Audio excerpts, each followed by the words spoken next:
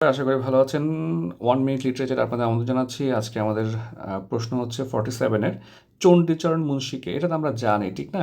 এগুলো কিন্তু মানে 47টা কিন্তু খুবই কঠিন আসছে। এপ্রিলটা আমি দিয়েছিলাম, যদিও একদম জিরো প্রিপারেশনে দিয়েছিলাম। মানে পরীক্ষা হলে কিন্তু আপনার খুবই কঠিন মনে হতে পারে, বাট আপনি যখন পরে দেখবেন তখন দেখবেন প্রশ্নটা ইজি ছিল।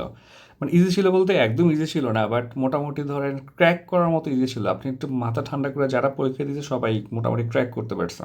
বাট আমরা আদার অনেক ফ্যাক্টরের কারণে এত বেশি ভয় পেয়ে গেছি যে খুব ইজি মিস্টেক করছে।